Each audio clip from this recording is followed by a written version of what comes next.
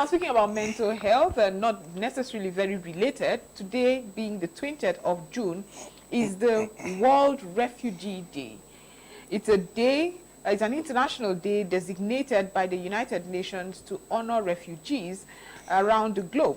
It falls every year on the 20th of June and celebrates the strength and courage of people who have been forced to flee their homes or country to escape conflict or persecution. World Refugee Day is an occasion to build empathy and understanding for their plight and to recognize their resilience in building, or rather rebuilding, their lives. To discuss all of this, especially the psychological implication of it, in the studio here is Mr. ThankGod Ocheho. He's the head psychologist of NEEM Foundation. Thank you so much for being part of the program. Thank you very much. Good morning and welcome to ASO Morning. Thank you. Good. So, talking about World Refugee Day, while making research for this interesting topic, because I think it's something that people don't really think about, except you are actually going through it, that people are refugees. So when we're talking about refugees, what kind of refugees do we have? Because I know that we have IDP camps in Nigeria, which is a different kind of refugee situation. We have refugees who are moving from one country to another. We have stateless refugees, people who have no state. We have, so what exactly are we celebrating when we're talking about World Refugee Day? What kind of awareness are we trying to create to the plight or of the plight of refugees? Okay, thank you very much. And once again, thanks for inviting me to your show. Basically, I think whoever has experienced any form of war, or whether it's climate change and are just forced to leave is our familiar territory, as been classified as refugee. So we are trying to celebrate them because one of the things that quite a lot of people are not aware of is the fact that it's not easy for someone who is used to a particular environment, is used to a particular culture. Now, as a result of war or climate change, the person is forced to run away from his familiar environment. So I think having that understanding will definitely activate compassion and empathy in people. And that's more reason why you see that this is being celebrated, because quite a lot of refugees are going through a lot. Whether it's traumatic experience or the fact that they have lost their livelihood or whatever it is, or some of them need health care or education, so it's something that is worth celebrating, just the way we celebrate any other day. Do we have refugees in Nigeria, Yeah, apart from IDPs? They are refugees. Yeah. I know, because I know we have different categories of refugees, right? Yeah. So for us as a nation, the kind of refugees we have are the IDP, the people in the IDP, right? Yeah, the people in the IDPs, they are refugees. For instance, in Borno State, we have IDPs camps that are registered by the government. So these are recognized camps. But there are camps that are not registered. People refugees just came together and settled in a particular environment. Until date, we still have those camps in some states, including Borno State. Oh, wow. I only found out, was it on Friday or Thursday? Saturday. Okay, that was Friday, yes, rather. it was on Friday that I even found out that we have quite a number of refugee camps in Abuja, which I was wondering, like, where did they come from? There's no crisis like Bruno that you had mentioned, and then, you have people. So is that part of the issues that refugees face, that they're sometimes forced to migrate for longer distances out of their, their maybe ancestral home or their settlement, and then they have to move from one state to the other? Is that part of the things that those refugees also have to? Because when we mentioned on the program on Friday that we have a IDP camp in Abuja, somewhere around Games Village, and I'm like, IDP camp? Yeah, we have in Game Village. Oh, you do know where it is? Yeah, we have in Durumi. We have in Wasa. I don't know if you know Wasa, after Waru. After where? Waru, that's along after Apo Apo. area. Okay. After Waru, we have IDP camps there. So, and the one in Wasa is quite big. Right. I have been there as well. But give us a good just a visible picture of what the refugee in Nigeria faces. Because for somebody like me who has done a tour, it's like the government has indeed forgotten them. You seem to have gone round. You have seen that these are people who live in makeshift buildings. Maybe when I say makeshift buildings, people will not get an idea of it. So tell us, it is really horrible. Yeah. People have to live with sticks and polythenes just to cover their dwellings. And we don't see government, it seems like the government does not have an intention. But give us an idea as to what the Nigerian refugee faces and the policies that ideally should back or protect them. Okay, so let me paint a picture of the fact that someone living in a particular environment, he or she has a job, is farming, the person is living well, probably the children are going to school, they have education, they can access health care, and all of a sudden, what they did not plan for, what we call emergency, takes place. You know, so the persons or such individuals, they lost their livelihood, and they are forced to leave their familiar environment, their culture, their religion, their tribe, the things they are used to. So you settle them in a different environment with substandard materials. They are not used to the kind of bed they used to sleep on, the kind of familiar territory, the people, the friends, the family, the access to healthcare. So they put them in a place, in a building that is not well, you know, built, and like you mentioned, just makeshift environment. Some of them, you can put 20 people in a particular room, so it's crowded already. Now you see that the first experience is already traumatizing. The fact that they are living where they are used to and all of that has traumatized them. They've lost families, they've lost their properties, their livelihood, so they're already going through that traumatic experience. Now the fact that they have now moved to a different environment where it's even difficult for some people to accept them because it's a different territory, it's a different culture, and it's difficult also for them to be able to adapt to the culture, you know, to the system, and that also in itself is also traumatizing, and they are not living fine in terms of standard of living, you know. So there are so many issues that they are faced with,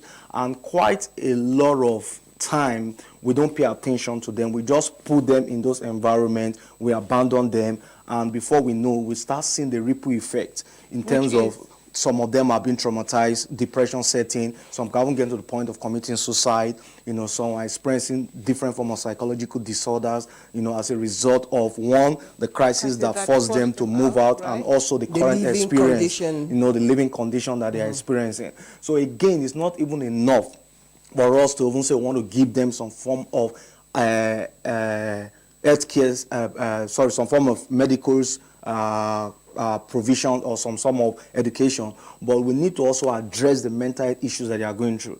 And I will give, in fairness to the Borno State government, they've tried to do some intervention in terms of their response to all of these issues, you know. So they have tried to attend to that, but not in terms of policies, you know. Currently, the registered NGOs, registered IDP camps, they have decommissioned those camps, moving them back to their, you know, environment. And one of the things to help them is that they can go back to those people that are used to farming, they go back to their source of livelihood. But what about the mental challenge that they have been experiencing in the past? Have they really looked at that aspect? Have they really addressed it? I know for an organization, we've done quite a lot in terms of responding to IDPs, the issues they are going through, especially in the area of providing mental health, instituting peace-building mechanism, and all of that. But I think there's still quite a lot that government needs to do to address the issues that IDPs are facing in their various camps.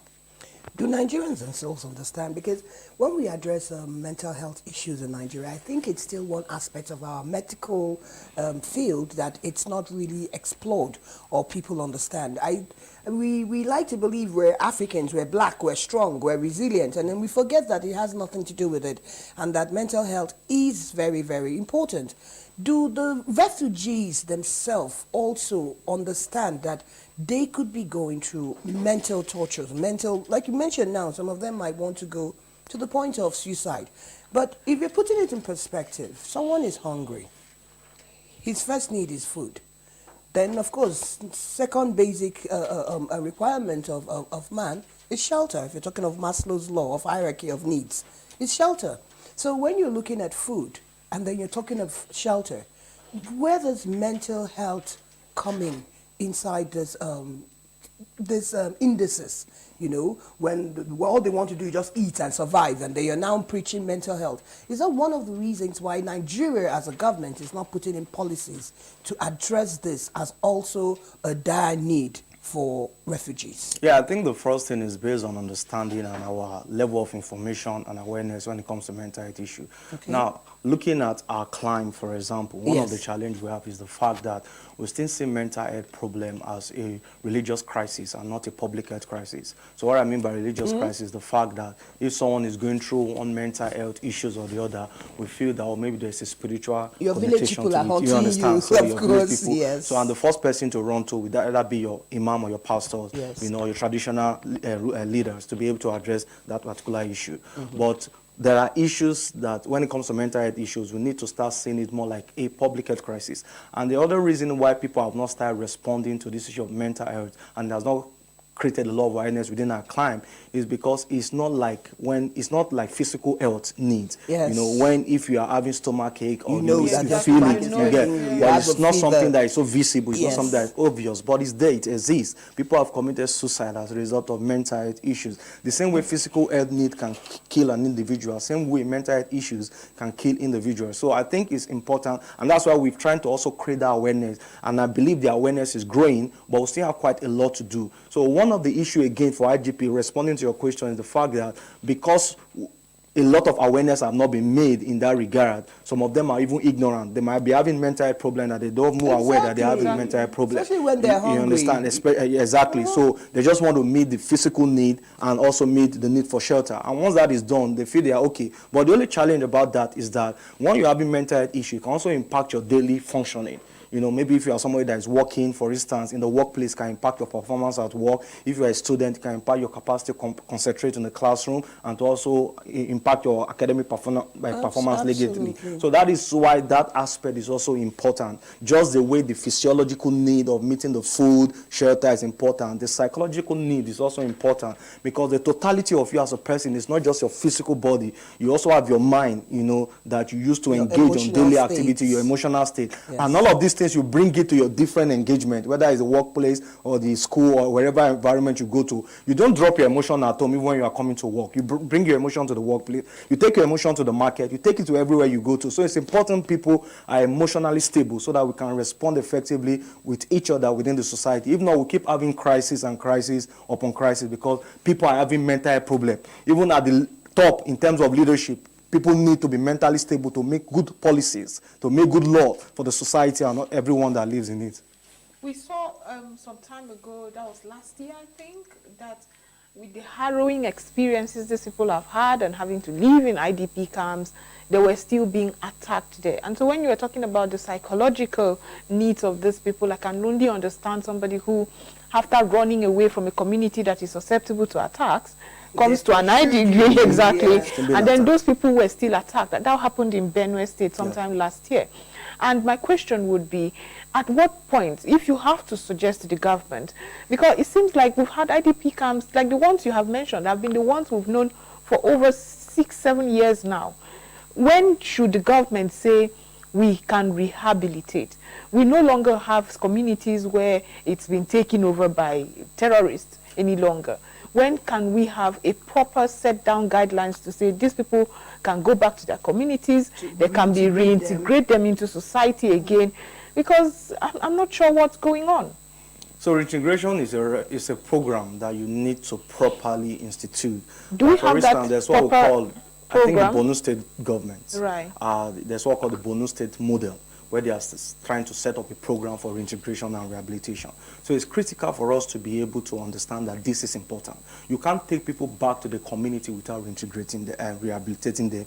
And also you can't integrate them back into the community without putting some systems and policy in place. So once we know that in the community that the people are not prone to attack anymore, we need to be able to set up a proper rehabilitation program. I'm not just talking a program that you do just to tick the box, but you are doing it with certain system and structure in place. For instance, people like I mentioned earlier on, people who have gone through this experience, who have become refugees, are traumatized. So there needs to be a system whereby you provide psychological support, mental health services to such individuals, because you want to take them back to the community to start functioning again. Exactly. So move into what we call development, and you want to set up schools, you want to maybe help them to acquire some skills, some skills, that is putting off skill acquisition program and all of that. So, but there must be a proper system that is being monitored and ensure that this that the systems that have been put in place, they are evaluated, and we are seeing the impact. They are making progress, and these people have been truly rehabilitated. But again, there's also another aspect. Some of these people must also be sure that the community that the people that are going to meet in those communities that they are willing to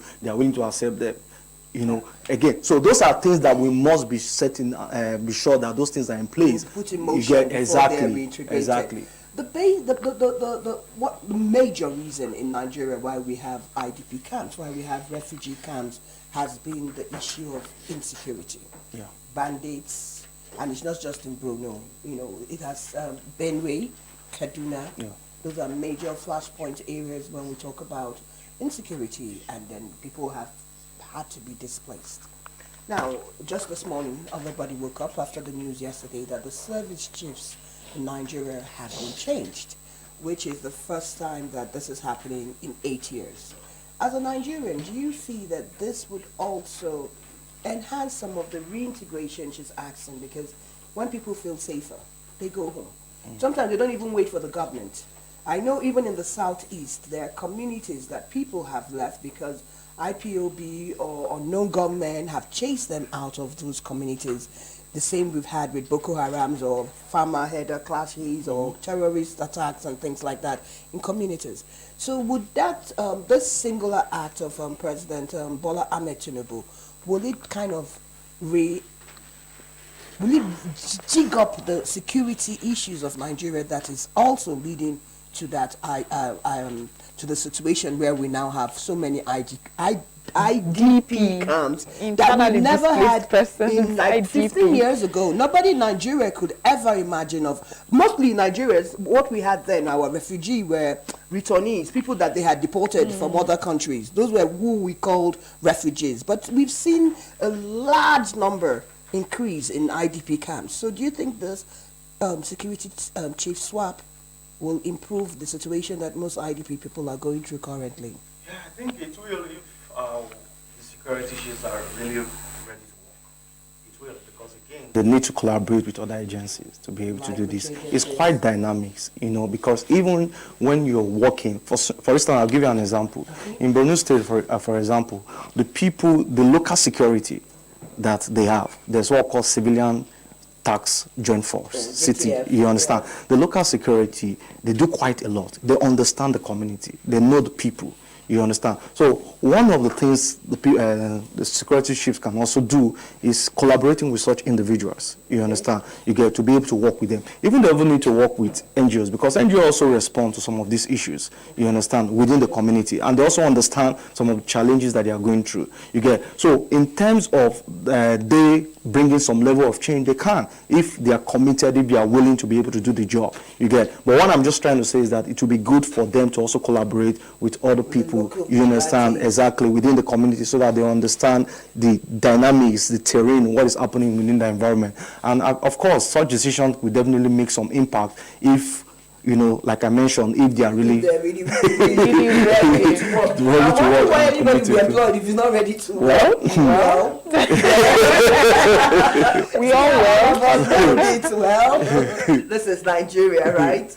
But who is supposed to be in charge of that social amenities in the IDP or refugee camps? Because I go back to the gory scenes I saw, the kind of devastating, deplorable state that I saw those people. While I see that the NGOs help out with mosquito nets and all of that, who is supposed to really... What government agency? Is it government agency you're talking about? Yes, what government agency saddled? Yeah, we have Ministry of Nigerian Affairs, all of that. We even have, under the Ministry of Nigerian Affairs, you have the Refugee Commissions, you know, agency. Yes. You get under that. Primarily is the government that is supposed to be responsible for their welfare. However, there are times issues, the demand outweigh the available capacity for the government to be able to respond. So that's where you see NGO comes in. The reason NGO comes in into different countries to provide is to complement what the government is. And that's why you see NGOs and government work hand in hand, you know. And to be honest, the NGOs are doing their bits. They are doing a lot in addressing this situation, you know. And for me, what I will request for the government to do more is in terms of policies. You know, we should look at policies, putting structure. It's not just enough for you to, like I said, take people back into their community, say we are deciding to build school for them. We must put policy in place. If I build school for you and nobody attend the school, what is the progress? What progress have you made?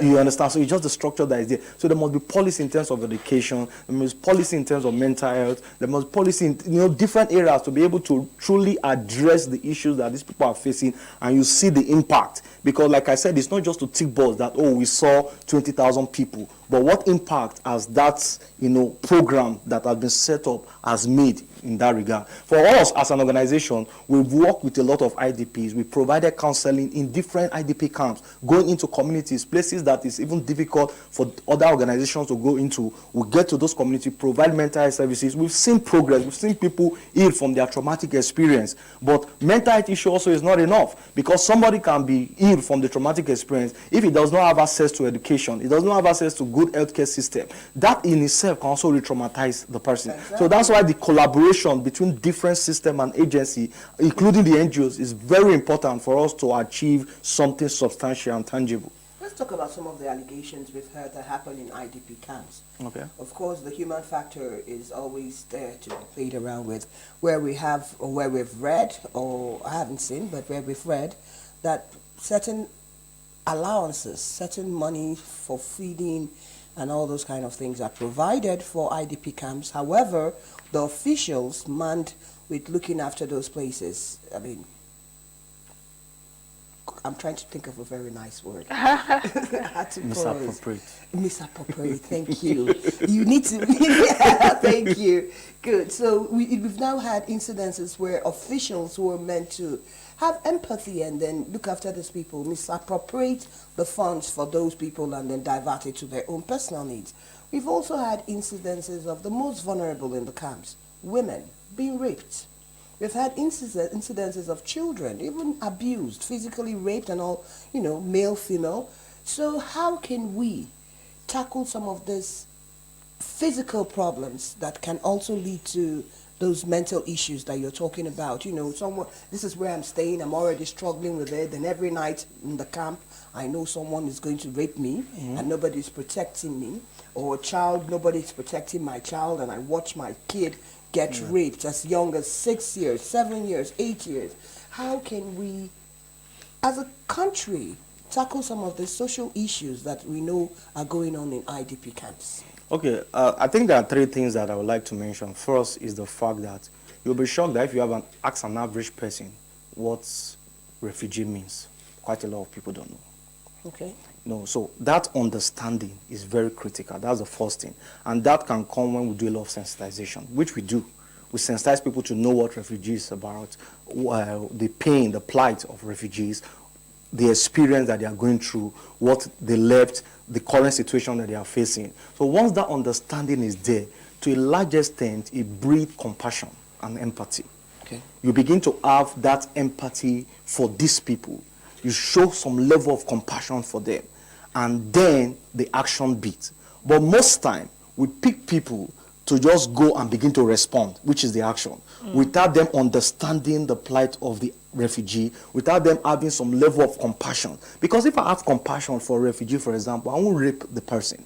If I have compassion for them, I will know that the money you're giving to me to help to address this issue, I won't divert it to my own personal fund, because I have some level of empathy and compassion. When we talk about empathy, you are putting yourself in their shoe. If you are the one going the same through experience, what will you do in that situation? You know, so that is one of the major issues, the fact that we don't have those awareness. But I think what we can do, for instance, we've seen situations where people have been sexually abused in IDP camp, and we've responded in that issue, providing, you know, even mental health support, not just to individuals who have experienced war, but for individuals who have also experienced what we call gender-based violence or sexual gender-based violence. Exactly. So we provided mental health services to those individuals, and we're also doing sensitization, because people need to know the impact of their action, the consequences of the action. So we're also providing sensitization in terms of when you sexually abuse someone, you know, these are the consequences. These are the mental health issues that it will result to, apart from the physical health issues. So we are doing that. We also work with other,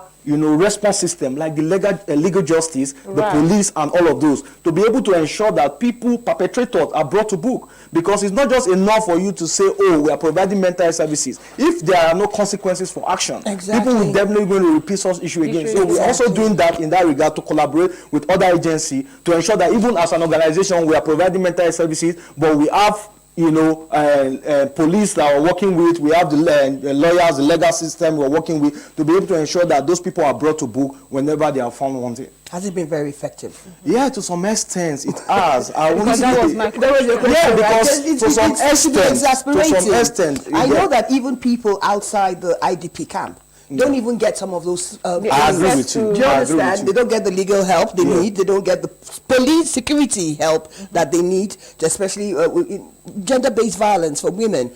Outside, I mean, we've had incidences where people have said they were raped, and then they say, "What did you wear?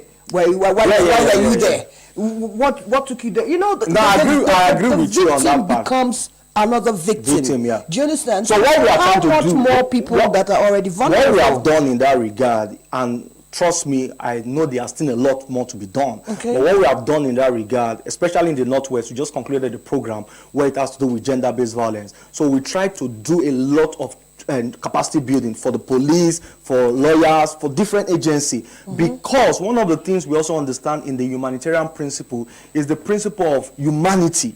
The fact that you are able to show, whenever you see suffering, you must be able to address it. There's also what we call the do no harm principle. So if do no harm, do no harm principle. So you can't be a humanitarian actor providing service to individuals who are already vulnerable, like the refugees, and you are also causing harm to them in that process. So it's a principle that even most of them can be sanctioned. So we do a lot of training. I get the fact, we've seen situations whereby people will go to police and they report the case that this person has been raped, and they will say, it's your fault. It's because of what you are wearing. What did you go and do in the personal? So we try to also teach them, at least let them understand what these people are going through, because for them to make such statements, it shows they don't even understand the mental challenge the person is going through for being raped. You know, so we do a lot of training in that regard, at least to change their mindset, to make them have an understanding that this thing is not an issue that they just toy with or they just make any careless statement. So we talk about something like therapeutic communication, compassionate language. You know, there are language you need to use when you are talking to people who is already a victim or a survivors of gender-based violence and all of that. So on our part, we are trying, but like I said, the demand outweigh the available capacity. Of course. So how can the media, and so far I would like you to start with, if we have done a good job in promoting and reintegrating them into society or promoting their welfare and all that, how can the media amplify this your advocacy voice? Well, the media is a powerful tool, to be honest. Virtually everybody now, well, not everybody, but at least a lot of people have access to one form of media or the other, whether it's social media or the traditional media that we have around. I think one of the things we can do, especially in the area of sensitization, we must do a lot. Probably want to partner with some organizations that we give content that we can do a lot of sensitization. I know the media have been in their bit, of course they are doing a lot. People see things that have been done in media, and one of it is why we are here also to talk about these issues. Yes. But I think that we can also do more. You know, it can never be enough because the challenges are increasing on a daily basis. So it can just never be enough. But we can do a lot using our different platforms, project, you know, positive image out there, send the right message to people, let them have an understanding of the issue that refugees are going through. Because again, we need to even get to the refugee camp ourselves to see these things, because at times some people can come and report certain things that are not real. So we need to go there ourselves, interview the people, see the plight that they are going through, you know, campaign, advocate for support, you know, using our different platform. And I'm sure there are people that will be willing to respond. But again, there are people that have the art to respond, but they don't even know what is happening. Exactly. You get, for instance, you will tell some people the things happening to in Maiduguri state or in other state, they won't even believe because they've not been there. They've not heard about it. So I think if we do a lot of sensitization using the platform, the media platform, I think it will help and people will get more understanding of what is going on. Do you think we have lost this volunteerism? We have. Okay. I would have said that. Because we need for us to get people to volunteer for okay, I want to volunteer. You are welcome. I hope I have the heart for it. I don't think so, but I don't. I think the problem is, like you said, people need to know that there's more happening. Nigerians have just gotten comfortable in their own space. Yeah. They have a lot they're dealing with. So adding on that person's own, it doesn't necessarily mean that we don't have empathy, but because it's not in your space. And I want to use myself as an example. Until we had that guest on Friday, I never knew there was IDP camp in Nigeria, in Abuja. I know Bruno because, of course, everybody's current with it. So because it's not in my space or because I never had anything to do with it, and I'm sure I represent quite a number of Nigerians. But let's talk about social cohesion between the refugees and their host communities, because, of course, you as a psychologist will understand it's most traumatizing for you to leave your space. Yeah. I know that I don't like going to stay in people's houses, even if they're my friends or relatives. 1 night, 2 nights is like, I'd rather go in a hotel or something because I want my space. I don't want to wake up by 4 and you're thinking it's 7. You know, just certain things, because I can determine that. So I can imagine the plight of people that cannot determine that. You wake up because everybody's waking up. You have to use communal toilets and all those things. Oh, God help us. But how do you get social cohesion between people in refugee camps and the host communities, especially when they're not indigents of that, that locality? Yeah, I think it's quite, difficult for you to be able to 100% achieve, even 90% achieve the social cohesion. But it's something that can be done, and we have been doing it, because social cohesion is part of what we do as an organization. Okay. So there are different programs like Peace Through Sport, that we do, bringing people of the community together with those IDP, engage in sporting activity. That helps to build social cohesion. We do peace meeting, dialogue, and all of that. Okay. But critically, it's not easy, like you said. Bringing someone into your space, initially there will be that resistance. You understand? Yes. That hostility, that distrust. You get. But what we try to do is that, in as much as we know that it's not easy, so that's where sensitization comes into place. We don't just bring people into the communities. We try to sensitize the community member also, and to also let them understand that this is tough for these individuals. It's a situation that they didn't plan for. It wasn't their fault. Life happened. How can we show some level of compassion to these individuals? But again, like we mentioned, for some it's not easy. Even though you've said it, you've done your sensitization and all of that, some people will still react negatively. But there are some people that have accepted them and they have built that social cohesion within the community. Okay, we have a new government in place. This is the newest government in the place, I guess. We have less than a month and we have a new president. Yeah. What would be your, will I say message, your request? What would you expect to see this government do in addressing some of those policies that has a large lacuna to address these refugee issues in Nigeria? First of all, let them have data of, one, like you mentioned, the number of IDPs camps we have. Because quite a lot of people even in government do not know the number of IDP camps that we have in the country. Okay. So the first thing is to get data about the number of IDP camps, and not just the numbers, but we need to also understand, get data about the challenges, the problem that they are currently facing. How many of them have access to education? How many of them have access to good health care, to system, social welfare generally? We need to have data. So once we've been able to get the data, now the agency that are responsible to addressing this issue, I think the new government will give them that task, of course, provide the fund, or if they need to collaborate with other NGOs to get the fund to ensure that these issues are addressed, which means doing the rehabilitation and the reintegration program properly in a way that is well structured and is monitored, and they are seeing the impact. I'm emphasizing on that because it's not just enough to do it for PR, to say, oh, we have done this. Which is what we always do. You understand? Exactly. So we want to see tangible results to show that these are the impacts that have been made as a result of our intervention. So once we do that, government have done that, put the educational system in place, good health care and all that, we now need to put policies. So the new president, the new government need to work with maybe the Senate, the House of Rep, to be able to come with policies. Because, like I mentioned, it's not enough to set up schools. Policies must be there that between so years and so years, you must be in school and all of that. So once those things are there, we'll begin to see progress. Okay. So get your data, identify the problem, set up a system and structure to ensure that the intervention are provided to address the problem, and then we'll put policy in place. Okay, before we let you go, psychologically, what happens when these refugees or these displaced persons, often when it's time to move, they refuse to move? What's their psychological... They refuse to move? Yes, there are cases where we've heard that... Talking of Stockholm syndrome? I used to, okay, yeah, Stockholm syndrome, where you now like you get used to the, yeah, that's what Stockholm syndrome, yes, where you get used to the abuser and you want to remain there. You want to stay there. Now that's something I've never understood. I mean, but I know it happens because that's a psychological problem. You know, you begin to, but it's a very good question. So how do... Well, apart from Stockholm syndrome, there are some that just get used to the environment. Probably it's like, for instance, you leave, let's say Abuja, for instance. Okay, I'll use myself for example. I left Lagos, I came to Abuja. And after a while, I got used to Abuja and I fall in love with Abuja. You understand? So now going back to Lagos, is like, what would I go? What was I doing? You understand? For me, but for some people, they still enjoy Lagos even though they have stayed in Abuja for a while. So the same way, leaving their environment, you know, going to a different environment, probably their needs, whether it's physical need or social need, are met more in the new environment so they want to where they were coming from.